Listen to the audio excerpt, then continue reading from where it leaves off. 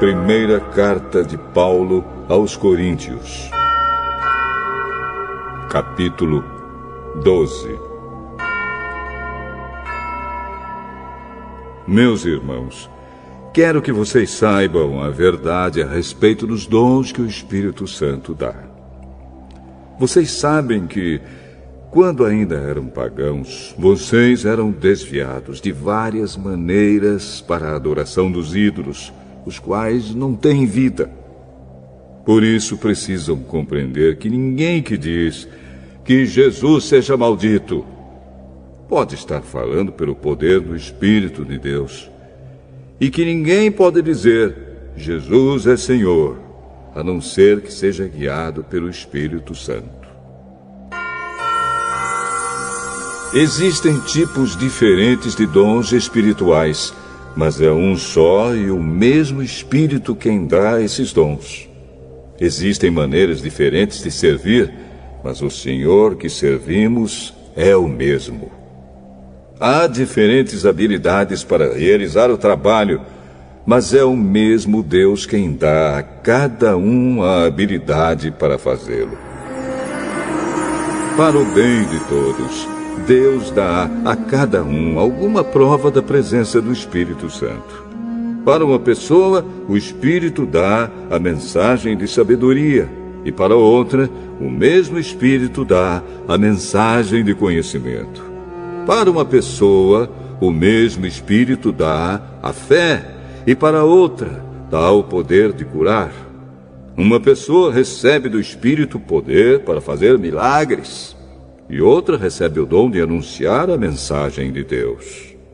Ainda outra pessoa recebe a capacidade para saber a diferença entre os dons que vêm do Espírito e os que não vêm dele. Para uma pessoa, o Espírito dá a capacidade de falar em línguas estranhas, e para outra, ele dá a capacidade de interpretar o que essas línguas querem dizer. Porém, é um só e o mesmo Espírito quem faz tudo isso. Ele dá um tom diferente para cada pessoa, conforme ele quer. Cristo é como um corpo, o qual tem muitas partes. E todas as partes, mesmo sendo muitas, formam um só corpo. Assim também, todos nós, judeus e não judeus, escravos e livres, fomos batizados pelo mesmo Espírito para formar um só corpo.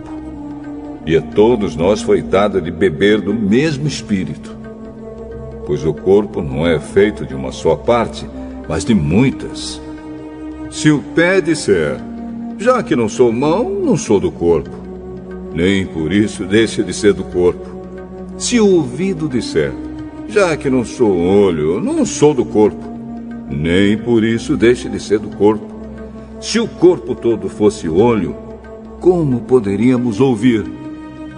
E se o corpo todo fosse ouvido, como poderíamos cheirar? Assim Deus colocou cada parte diferente do corpo conforme Ele quis. Se o corpo todo fosse uma parte só, não existiria corpo. De fato, existem muitas partes, mas um só corpo. Portanto, o olho não pode dizer para a mão, eu não preciso de você. E a cabeça não pode dizer para os pés, não preciso de vocês. O fato é que as partes do corpo que parecem ser as mais fracas são as mais necessárias. E aquelas que achamos menos honrosas são as que tratamos com mais honra. E as partes que parecem ser feias recebem um cuidado especial que as outras mais bonitas não precisam. Foi assim que Deus fez o corpo, dando mais honra às partes menos honrosas. Desse modo não existe divisão no corpo, mas todas as suas partes têm o mesmo interesse umas pelas outras. Se uma parte do corpo sofre, todas as outras sofrem com ela. Se uma é elogiada, todas as outras se alegram com ela. Pois bem, vocês são o corpo de Cristo e cada um é uma parte desse corpo. Na igreja, Deus pôs tudo no lugar certo. Em primeiro lugar, os apóstolos. Em segundo, os profetas.